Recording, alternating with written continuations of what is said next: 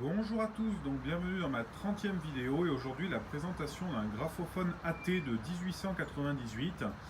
Donc voilà le graphophone AT donc avec son corps de chasse que j'ai entièrement fait restaurer par un artisan de Clermont-Ferrand qui travaille d'ailleurs très bien, qui s'appelle Music Service et vraiment je vous le conseille très fortement si vous avez des instruments de musique à faire restaurer, c'est quelqu'un qui travaille vraiment très bien.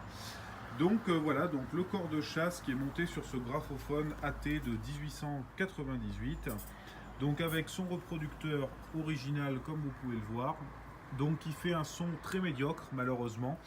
Pourtant j'ai changé les joints etc. Mais c'est le reproducteur d'origine le plus ancien parce que souvent ils sont changés.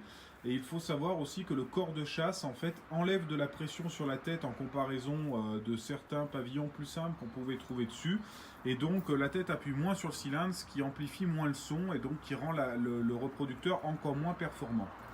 Donc voilà, c'est en gros l'équivalent du l'Edison standard. Donc on peut voir le magnifique décalcomanie de ce côté-là. Voilà. Donc graphophone qui est vraiment très beau avec en plus graphophone répété sur le vernis noir avec pas mal de décorations de type floral. Je ne sais pas si vous pouvez le voir, voilà, avec la petite fleur. Donc vraiment très sympa, un appareil très beau et très décoratif. Et dans un état maintenant quasiment neuf puisque la caisse avait rien.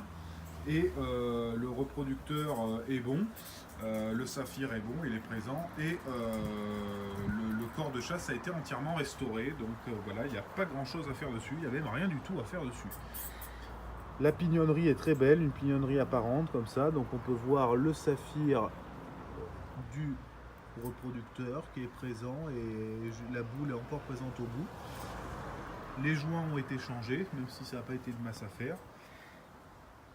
Donc voilà, donc je vais vous faire écouter un petit extrait, même si c'est pas d'une qualité magnifique comme je vous l'ai dit.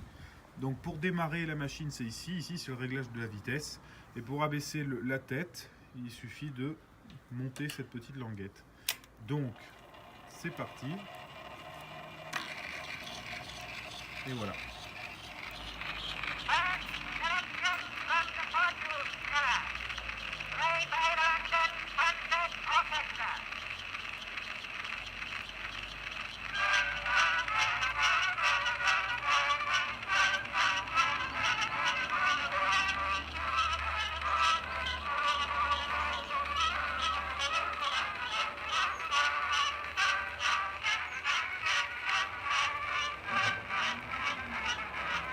Alors à noter aussi que j'ai mis sur la machine un cylindre Edison de première génération brun, ce qui amplifie encore plus on va dire le manque de puissance de la tête, mais c'est le cylindre qui est en rapport avec la machine avec l'année.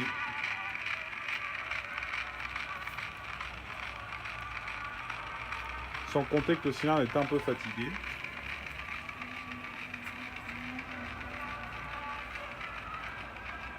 Mais c'est vraiment un appareil très décoratif et merveilleux. Et je pense que pour une personne qui veut lire des cylindres, c'est pas la machine exactement qu'il faut, en toute honnêteté.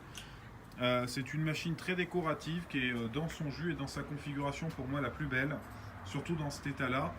Après, je connais beaucoup d'Américains qui changent les têtes et qui mettent des têtes plus performantes et qui mettent un espèce de pavillon Edison ici, qui permet d'avoir plus de poids sur la tête, donc malheureusement d'user plus les cylindres mais d'avoir un meilleur son. Mais par contre c'est vrai que ce corps de chasse aurait été pour moi une hérésie de l'enlever parce que bon c'est vraiment pour moi quelque chose qui est vraiment magnifique. Voilà. Donc c'était une courte présentation du graphophone AT mais malheureusement l'écoute n'est vraiment pas agréable sur 2 minutes donc voilà. Donc merci de m'avoir suivi et en espérant vous voir pour bien une nouvelle vidéo, probablement un phonographe Musica, voilà, avec le système vérité. Merci.